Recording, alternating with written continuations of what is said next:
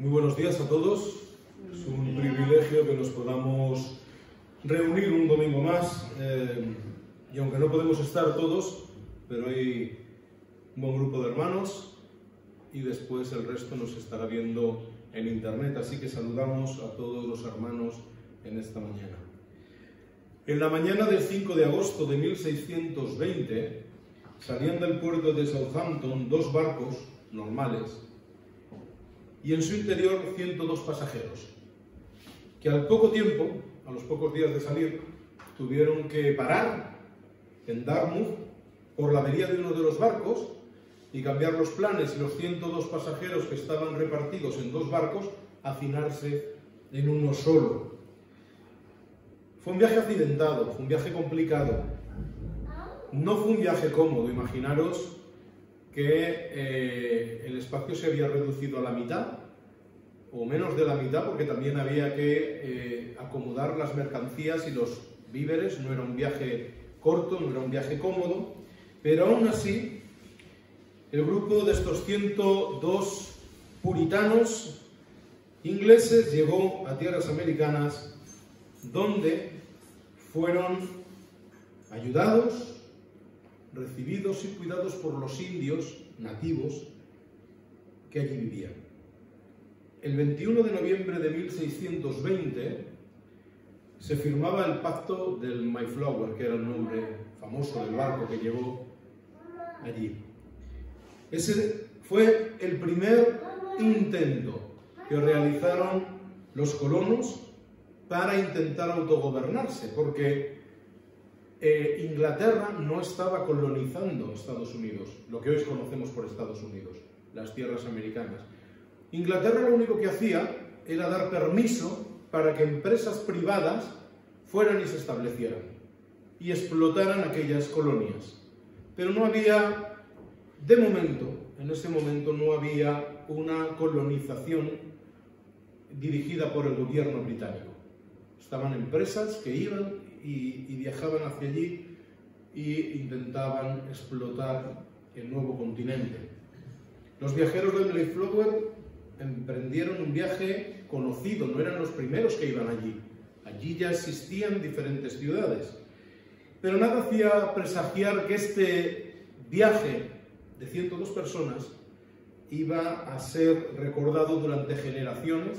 Hoy, 400 años después, estamos hablando de él, y que sería la génesis, el inicio de lo que hoy son los Estados Unidos de América. El pasado sábado 21 de noviembre se celebraban exactamente 400 años de la llegada de estos peregrinos del Mayflower a las costas de Norteamérica. Como hemos dicho, esta historia forma parte del génesis de los inicios de los Estados Unidos y está detrás de la segunda celebración cristiana más importante del mundo después de la Navidad. Y hablamos del Día de Acción de Gracias, que se ha celebrado hace 3 días, el pasado jueves, en todo el mundo. Figuraros, estamos hablando de que Acción de Gracias se celebra desde hace 399 años, no 400, porque se celebró un año después de la llegada, pero no sería hasta 160 y tantos años después que se fundaría Estados Unidos, que se declararía la independencia y comenzaría la historia de este país.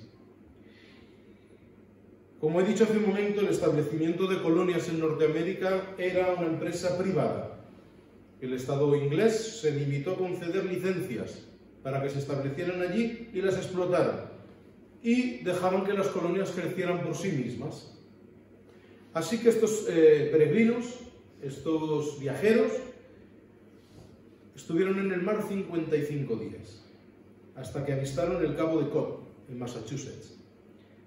Su destino era el norte de Virginia, pero algunos de los líderes de la comunidad, porque esta era una comunidad de puritanos que se dirigían allí, cambiaron el rumbo para no llegar a zonas ya colonizadas. No querían encontrarse con los mismos problemas que habían tenido en Inglaterra. Los puritanos habían salido de Inglaterra con la voluntad de fundar una nueva ciudad, un nuevo país, una nueva historia en sus vidas, alejados de una iglesia que en aquellos momentos la iglesia oficial en Inglaterra era una mezcla de prácticas protestantes y prácticas católicas. Y hay un popurrí de formas de hacer, que es lo que hoy es la iglesia anglicana, que es una iglesia protestante, pero que vemos que en sus prácticas son católicos, tienen sus obispos, van vestidos igual que los católicos, tienen las iglesias y las catedrales de la misma manera, y esto a estos puritanos les chocaba mucho.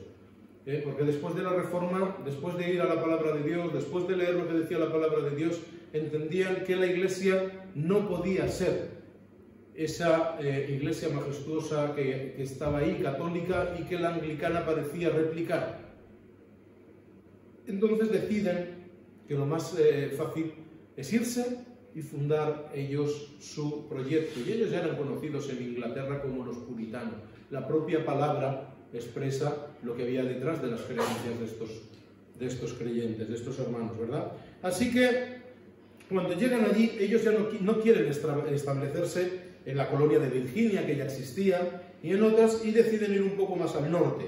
Además, como el viaje había salido con retraso por la avería, y ya llegaban en una época que no iban a permitirles cultivar nada, tuvieron que tomar decisiones que no estaban dentro de sus planes.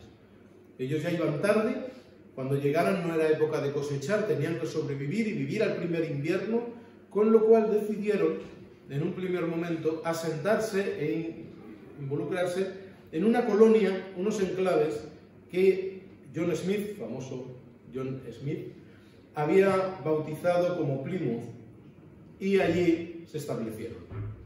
Y allí comenzó la historia. El encuentro con los indios, con los nativos americanos, no con indios, sino con los nativos que allí vivían, fue muy singular. Cuando los asustados colonos que no habían salido de Inglaterra llegaron allí y vieron todo lo que había, y vieron acercarse aquellas personas con la piel más oscura, con facciones marcadas muy diferentes, con ropajes muy distintos, hombres con el pelo largo, con diferente cultura y demás, se quedaron sorprendidos, pero aún se quedaron más sorprendidos cuando empezaron a hablarles en un inglés perfecto. Y pudieron comunicarse con ellos de una manera perfecta, porque, recordemos, no eran los primeros ingleses que llegaban. Allí ya había colonias y estos indios habían estado y habían tenido diferente contacto con los ingleses. Así que uno de ellos, uno de los líderes, llamados Quanto, no sé si se pronuncia así, yo lo leo así, les habló en inglés y conversó con ellos, y aunque habían sido diezmados por la peste, ellos no relacionaban que la peste le habían llegado los ingleses, ni los extranjeros. No hubo una actitud hostil. Fueron también recibidos, que les enseñaron campos que ellos no podían cultivar porque aquella era una tierra muy grande. Y les dijeron, mira, ahí podéis cultivar, ahí podéis estar, porque no podemos con todo esto nosotros. Y además os vamos a enseñar cómo se cultiva aquí. Y os vamos a compartir la cosecha porque este invierno nos va a dar tiempo a recoger. Muy diferente esta actitud con la que después, cuando Estados Unidos empezó a formarse, tuvieron con los indios, ¿verdad? Con los nativos americanos. Estos primeros nativos que se encontraron con estos colonos los recibieron con las manos abiertas. Les ayudaron a establecer y les ayudaron estos que sabían inglés a ser traductores con otros indios que había en la zona para tener relaciones comerciales, para tener una buena convivencia. Y es así como empezó, con una buena relación con los nativos que allí vivían. Pasó un año y la cosecha fue tan abundante, tan grande, para estos primeros colonos que ya llevaban allí un año, que justo al año de llegar declararon 3 días de fiesta para darle gracias a Dios por cómo el Señor los había cuidado. Gestándose hace 399 años el primer día de acción de gracias de la historia americana, ¿verdad? Unos 90 indios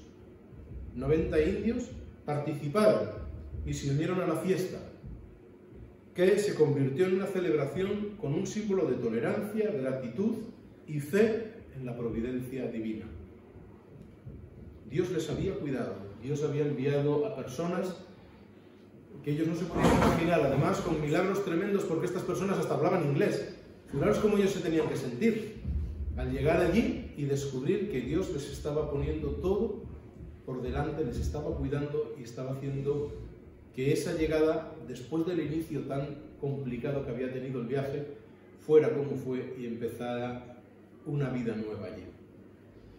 Esto fue el inicio de lo que hoy es Acción de Gracias, una celebración en la cual se reúnen familias, se reúnen amigos, personas que a lo mejor no son parte de tu día a día. Son celebraciones en las que las iglesias van a compartir con otros las bendiciones, cuidan de las personas, dan gracias a Dios por lo que se tiene. Toda esta información hasta aquí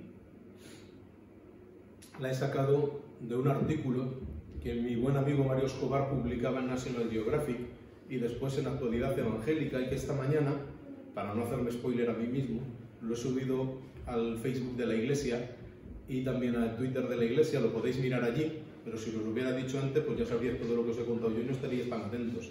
Así que ya está colgado en el Facebook de la iglesia, y si luego queréis lo paso también por WhatsApp para que tengáis este artículo que es muy interesante de cómo empieza el primer día de Acción de Gracias.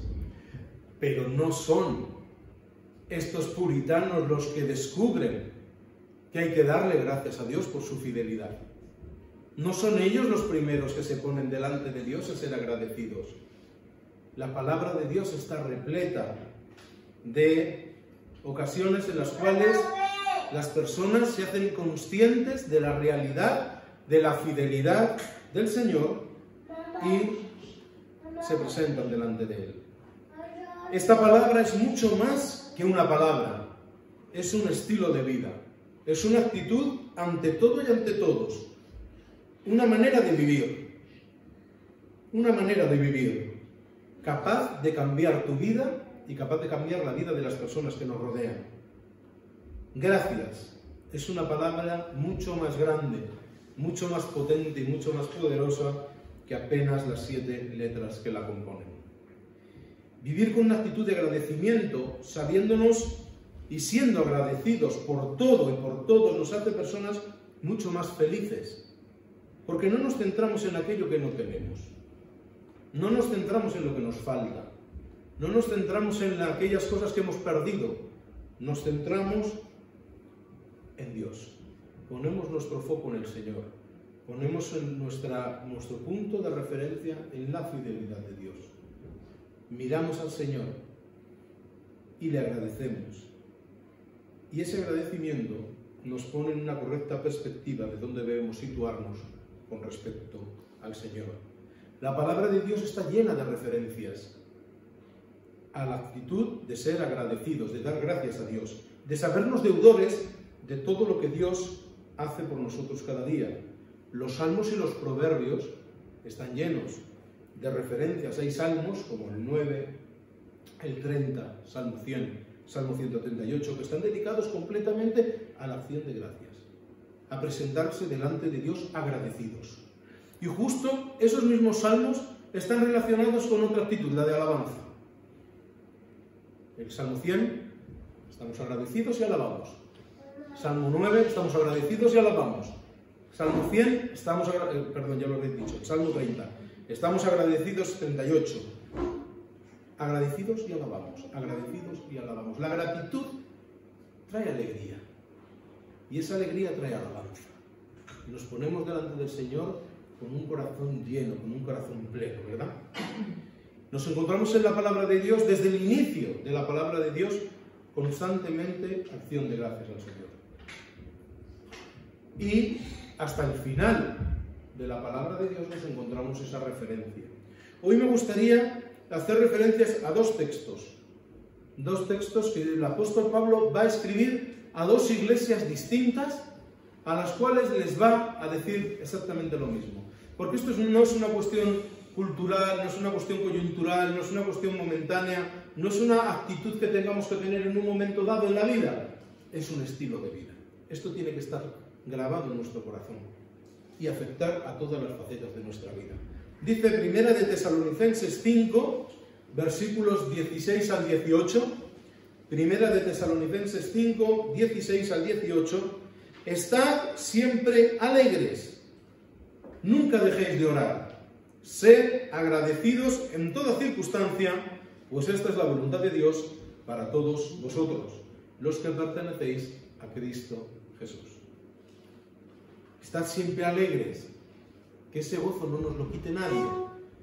Nunca dejéis de orar, nunca dejemos esa relación con el Señor. Sed agradecidos ante toda circunstancia. Sed agradecidos en toda circunstancia. Pues esta es la voluntad de Dios para vosotros, los que pertenecéis al cuerpo de Cristo. No es una cuestión momentánea, no es una cuestión vinculada al momento que estoy pasando en mi vida, sino que debe ser mi estilo de vida. Filipenses 4, versículos 6 y 7. Otra comunidad, otra realidad, otras circunstancias. No os preocupéis por nada, en cambio orad por todo. Decidle a Dios lo que necesitáis y darle gracias por todo lo que Él ha hecho. Así experimentaréis la paz de Dios, que supera todo lo que podemos entender. La paz de Dios cuidará vuestro corazón y vuestra mente mientras viváis en Cristo Jesús. Estos dos textos, entre muchos otros, y me tengo que centrar en dos porque tenemos un tiempo limitado para tener esta meditación, pero si buscáis en las referencias que hay en las concordancias al final de nuestras Biblias, o buscáis en Internet o en YouVersion, que veo que muchos estáis utilizando, en el buscador de YouVersion y ponéis gracias, acción de gracias, gratitud, cientos de versículos, cientos de textos que aparecerán y harán referencia a este tema. Yo he elegido estos dos porque me parecen significativos y que nos enseñan una cosa clara. La acción de gracias no está vinculada a un momento o a una circunstancia, ni a un grupo de personas, ni a unos sí, otros no. Acción de gracias, ser agradecidos delante de Dios, es una manera de vivir. Es una manera de enfrentar la vida. Es una manera de ver las circunstancias que suceden a nuestro alrededor y pasarlo por ese filtro de saber que Dios está siempre a nuestro lado, que Dios obra a favor nuestro, que Dios no nos deja nunca y que el Señor, si decidió que valíamos tanto como para morir en la cruz por nosotros, ¿cómo no va a estar pendiente de todas las otras cosas?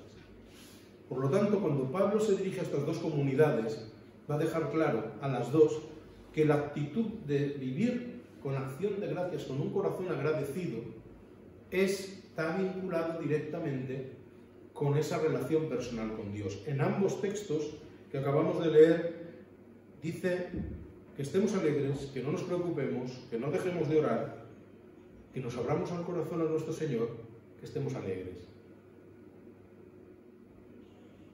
No se puede tener una actitud agradecida o un estilo de vida de acción de gracias delante de Dios sin una relación con Dios, sin saber lo que Dios ha hecho por nosotros.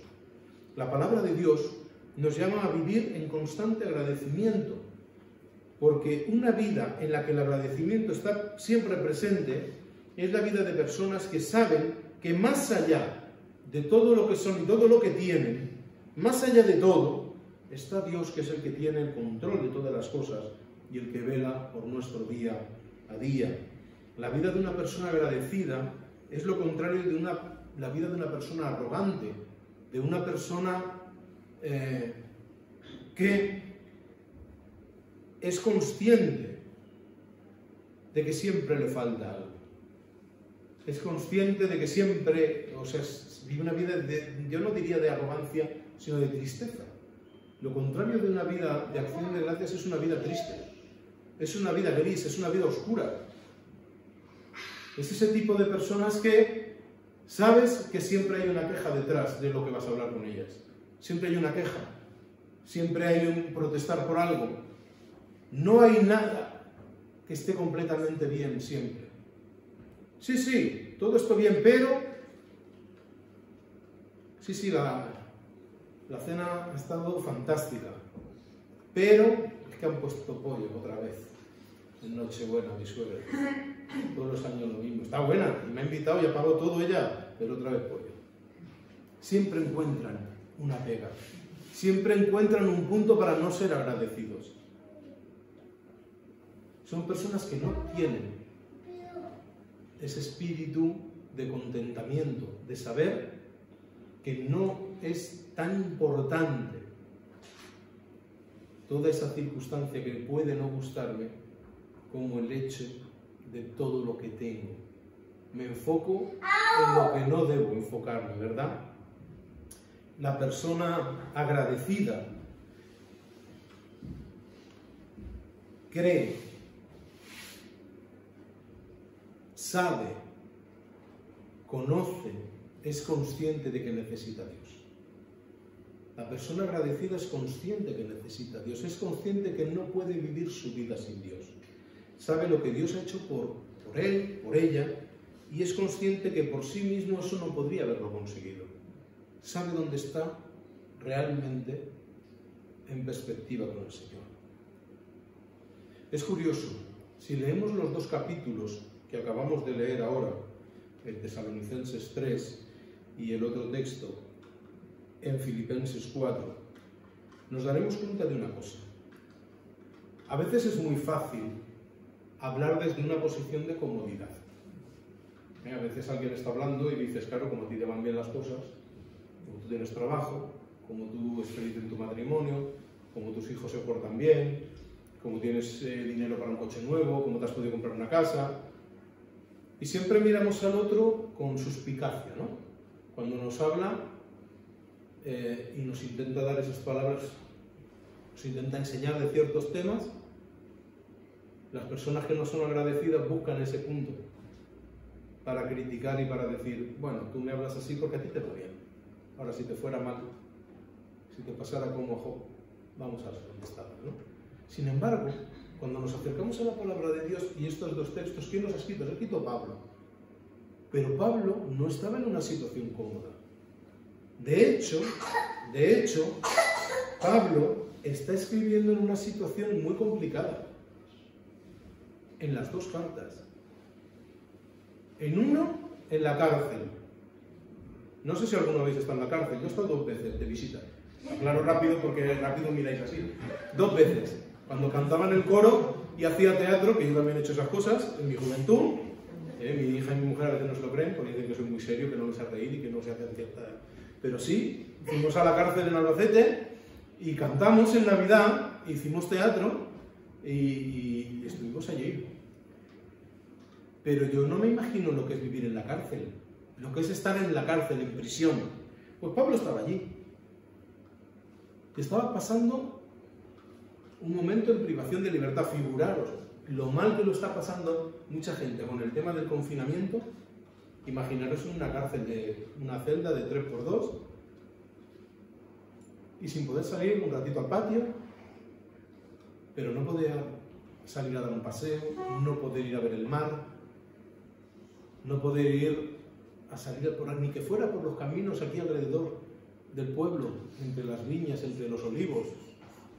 Nada, encarcelados, prisioneros. Y es dentro de este momento en el cual les está diciendo ser agradecidos, tener gozo, tener paz, presentaros delante del Señor con gratitud y con alegría. Primera de Tesalonicenses 3 dice así, versículo 3 en adelante. Por lo cual, no pudiendo soportarlo más, nos quedamos solos en Atenas y enviamos a Timoteo, nuestro hermano, servidor de Dios y colaborador nuestro en el Evangelio de Cristo, para confirmaros y exhortaros respecto a vuestra fe, a fin de que nadie se inquiete por estas tribulaciones, porque vosotros mismos sabéis que para esto estamos puestos. Porque también estando con vosotros, os predecíamos que íbamos a pasar por tribulaciones, como ha acontecido y sabéis. Por lo cual, también yo, no pudiendo soportarlo más, envié para informarme de vuestra fe, no sea que os hubiese tentado el tentador y que nuestro trabajo resultase en vano. Pablo quería ir a ver a la iglesia que él había fundado en su segundo viaje. Sin embargo, estas tribulaciones no le dejaron ir. Y como no aguantaba más, enviaron al hermano a llevar la carta a la iglesia. Porque ya no podía esperar más para saber que esa iglesia que él había fundado en su viaje anterior, si estaban bien o estaban mal.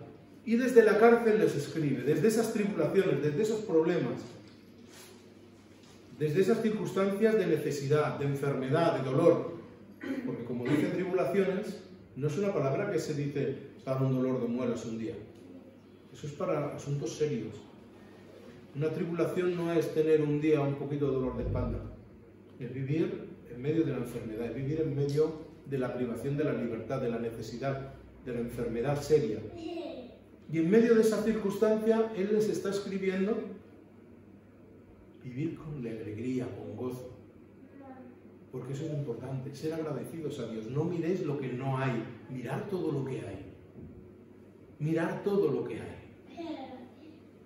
Dice el mismo Pablo que esas tribulaciones no lo dejaron viajar y que no aguantó más. Y por eso lo envió y por eso lo escribió. Por lo tanto, cuando sabemos ese contexto, que no es de comodidad, que no estaba escribiendo desde la playa, que no estaba tranquilamente de vacaciones y dice, uy, tengo que escribir esta carta para que estén tranquilos, voy a escribirles que sean agradecidos, lo bien que yo estoy aquí en mi palacio, ¿verdad? No, no, estaba en una situación complicada. Y sin embargo, ¿qué les va a decir? No os preocupéis por nada. Orad por todo. Decidle a Dios lo que necesitáis y darle gracias por todo lo que Él ha hecho. Tener un corazón agradecido. Así experimentaréis la paz de Dios. Cuidará vuestro corazón, vuestra mente, mientras viváis en Cristo Jesús. Cuando dice Pablo desde la cárcel, desde la tribulación, desde el dolor, desde la enfermedad, no os preocupéis por nada y darle gracias a Dios por todo, lo está diciendo con una carga moral y con una fuerza impresionante. Hace un tiempo, El País, el periódico, publicó un artículo que habían hecho a raíz de unas declaraciones de unos psicólogos y psiquiatras. Estos terapeutas se habían reunido en un congreso y habían sacado un documento, y El País se hizo eco de este documento. Y dice así el artículo, lo voy a leer, es muy cortito, bueno, leo el resumen, no el artículo entero, si no lo queréis lo buscáis. Solo tenéis que poner en Google El País, ser agradecidos nos hace más felices. Ese es el nombre del artículo. Hay dos clases de gratitud, la condicional y la incondicional. La primera consiste en sentirse bien cuando las cosas salen como uno espera. Como no siempre es así, acaba siendo una emoción esquiva y poco duradera. La segunda consiste en una actitud y un hábito de vida, sentirse bien sin que haya ocurrido nada especial, es decir, estar agradecido por todo y por nada a la vez. Y al no estar condicionada por ningún otro acontecimiento, esta actitud es la precursora de la felicidad y el éxito personal en la vida. Las personas más felices sienten gratitud por todo y por nada en especial. No necesitan razones concretas. Aunque si se ponen a buscarlas, la lista de motivos es inacabable. Viven instaladas en reconocer lo bueno que tienen por el simple hecho de estar vivas, al margen de todo lo que les sucede. No necesitan razones de peso para estar agradecidas, porque haber recibido la vida ya les es suficiente. Incluso hay personas tan habituadas a vivir con esta actitud que agradecen cosas tan intangibles como una sonrisa, un amanecer, una inspiración, una brisa suave, la calidez del sol o un instante de paz.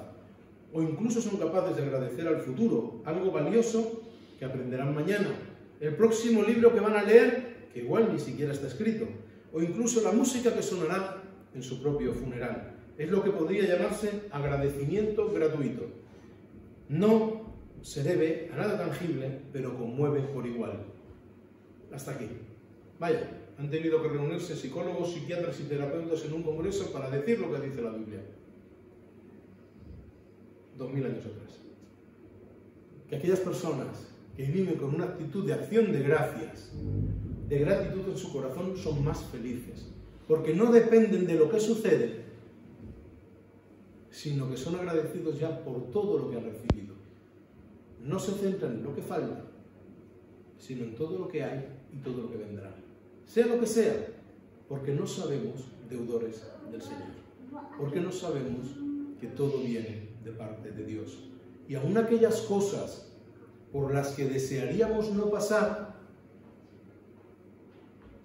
nos ponemos delante de Dios y agradecemos Porque sabemos que a los creyentes todas las cosas les ayudan a bien. Como pasa tantas y tantas veces, disciplinas que estudia el ser humano llegan a conclusiones a las que la palabra de Dios ha llegado tiempo atrás, simplemente a través de una relación con Dios. Y es que una vida de gratitud nos hace más felices, nos ayuda a vivir con una perspectiva distinta, nos enseña a confiar en Dios, nos abre la mente a vivir conforme a lo que Dios hace por nosotros día a día. Y esta es una actitud tan importante y tan necesaria que deberíamos adoptar la fiesta de Acción de Gracias y dedicar un día al año a parar y agradecer. Y no porque no lo hagamos el resto del año, porque tenemos una actitud de acción de gracias en el día a día, sino porque nos paramos a reflexionar de dónde vienen todas esas cosas. Esta actitud es tan importante y tan necesaria que nos hace vivir un estilo de vida diferente. Qué agradable es mantener una conversación con una persona que no está todo el día quejándose. Qué agradable es quedar con alguien a tomar un café sabiendo que no va a estar quejándose del suegro, de la nuera, del yerno, del cuñado, del trabajo, del jefe, de cualquier cosa. Porque las personas que se quejan aprenden rápidamente a quejarse por todo y a no ser felices con nada y a no contentarse con nada. Y sin embargo, otras muchas personas pasan por lo mismo, por cosas peores, y su corazón está agradecido delante del Señor. Nosotros podemos elegir cómo vivir nuestra vida. Nosotros podemos elegir cómo queremos relacionarnos con Dios y cómo eso afecte a mis relaciones con el resto de las personas. Y yo desde luego quiero vivir con acción de gracias. Y que esa acción de gracias me lleve a vivir una vida de alabanza, una vida de agradecimiento, una vida plena. Y no se engañe, no es fácil. Ni todos los días estamos por la labor.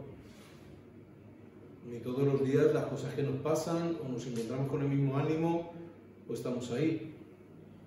Pero si estamos alerta y somos capaces de darnos cuenta cuando no somos capaces de estar en ese punto, podemos reaccionar, podemos cambiar, podemos trabajar para ser mejores, para cuidarnos más, para tener una relación con Dios que nos lleve a ese agradecimiento diario.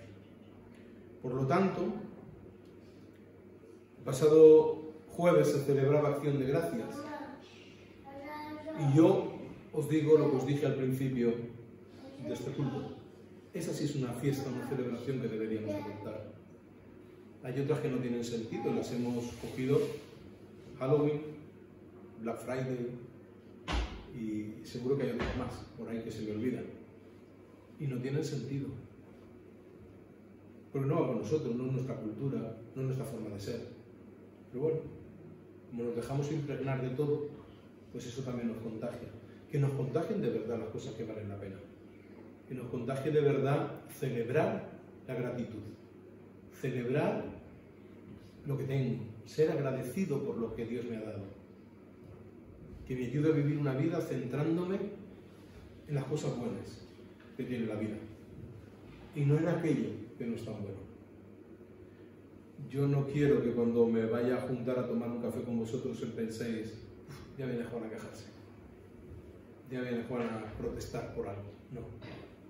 Yo quiero vivir una vida de agradecimiento, una vida en la cual yo sea consciente cada día, cada minuto, cada segundo de la fidelidad de Dios, del amor de Dios, de la providencia del Señor, de todo lo que Dios hace por mí, de todos los regalos maravillosos que Dios me ha dado. Esa es la vida que yo quiero vivir. Es la vida que yo entiendo a la luz de la palabra de Dios que el Señor nos pide que vivamos. Así que demos gracias al Señor, siempre. Busquemos siempre esos motivos que son más que suficientes. Estad alegres, siempre. Nunca dejéis de orar. Ser agradecidos en toda circunstancia, Pues esta es la voluntad de Dios, para vosotros, para mí, para los que pertenecemos a Cristo Jesús. Que el Señor los bendiga a todos. Amén.